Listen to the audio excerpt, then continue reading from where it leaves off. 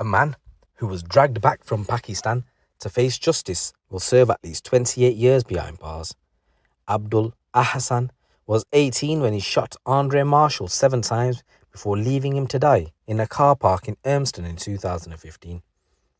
Ahsan, who's now 28, was arrested on suspicion of murder in the aftermath of the gangland execution but fled to Pakistan. He only arrived back in the UK in January following lengthy extradition proceedings, and now, after he was unanimously convicted of murder by a jury at Manchester Crown Court, he has been handed a life sentence and ordered to serve at least 28 years in jail. He's going to be in his 50s before he can be considered for release. Andre's mother, Patricia Ali, bravely told of her devastation at the loss during Ahsan's sentencing hearing.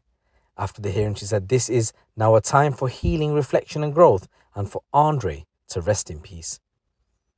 Prosecutors described the brutal murder as an execution-style killing committed against a background of gang crime. Andre was said to have been a member of the Gooch Gang in Moss Side. Ahsan had been acting as a courier for him in the months prior to the killing. The judge said he was sure that more sophisticated criminals had prevailed upon Ahsan to shoot Andre dead. Mr. Justice J said this was a brutal shotgun murder carried out against a background of drug dealing and gang rivalries. The inference I draw is that enemies of Andre Marshall, possibly in a rival gang, supplied you with the gun and persuaded you to carry out this killing. Why some people wanted Andre Marshall eliminated in this terrible fashion is unclear. Ahsan, formerly of Old Trafford, skipped bail after being arrested in the days following the murder, and he fled the UK for Pakistan. He claimed he left the country after fearing that his life was in danger. Following the sentencing hearing, more details emerged of how Ahsan came to be brought back to the UK to appear before the courts.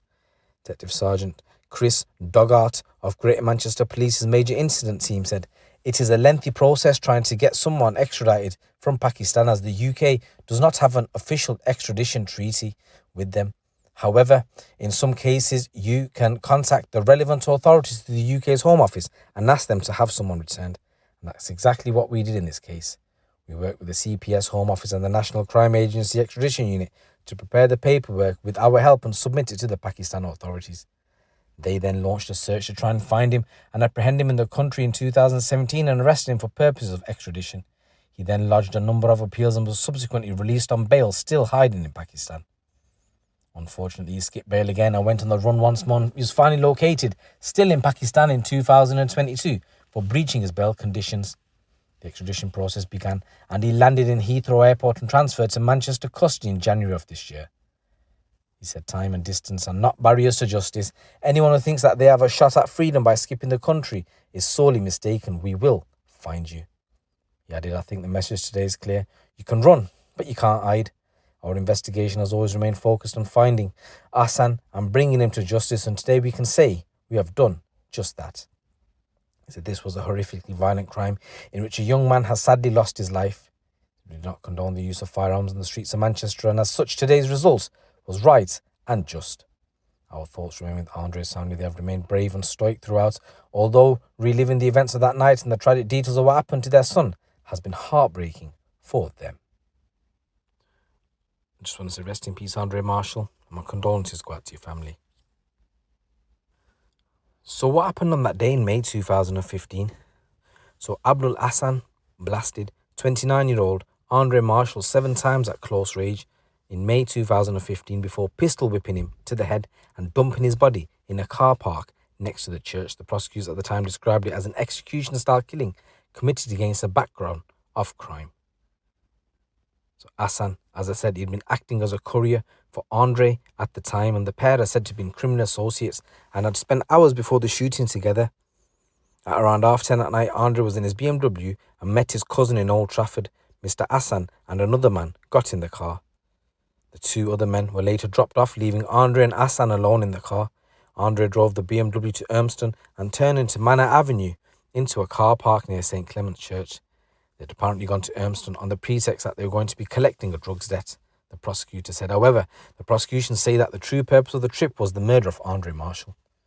The prosecutor said the incident occurred very quickly. Residents in nearby flats reported hearing a scream and then a series of bangs. Ahsan shot Mr. Marshall 7 times. The first 4 shots were fired while Andre was sitting in the front seat of the car, and another 3 after he got out. Ahsan then got out of the car and repeatedly hit Mr. Marshall with the gun. The BMW was moved by Ahsan and parked on the pavement outside nearby the Lord Nelson pub. Andre's body was dumped in the car park and was not discovered until the next morning. Mr. Thomas said that Ahsan had recruited an unknown accomplice who then drove him away from the scene.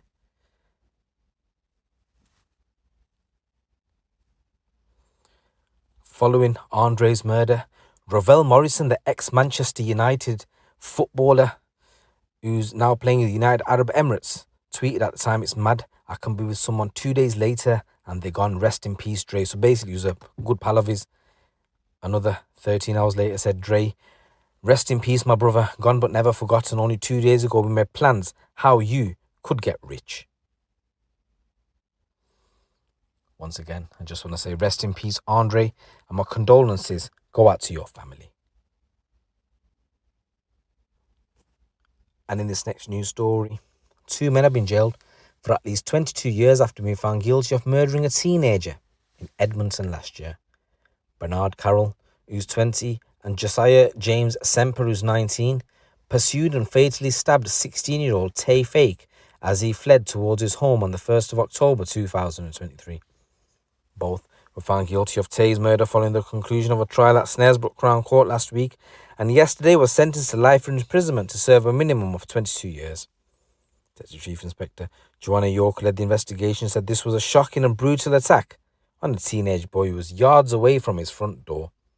Semper was armed with a flick knife and inflicted the fatal wound while Carroll drove the car to Kendall Gardens, fully in the knowledge that Semper was armed and in no doubt that significant violence would take place. It was evident from the investigation that there was a significant degree of planning involved. Tay's family have had to endure the trauma of losing him and then hearing evidence of the attack throughout the trial process. Whilst nothing can be done to ease their pain, I hope that the fact Carroll and Semper have been held to account for their part in Tay's murder brings them a small degree of comfort. The conviction and the subsequent sentence should demonstrate the seriousness of the consequences and the loss of life that is associated with carrying a knife. The sentencing today should act as a deterrent to anyone else in possession of such dangerous weapons.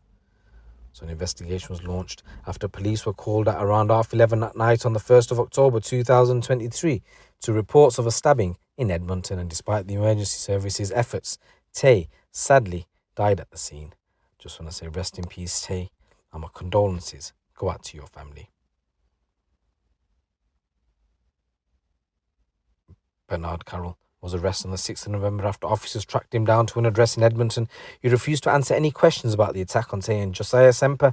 He had fled to Antigua shortly after the murder but was arrested when he returned back to the UK. Again, when questioned about the attack on Tay, he declined to answer any questions. Just want to say, absolute madness, guys. There's a number of stories coming out from the streets of the UK. It's your boy GT. Keep it locked, keep it real.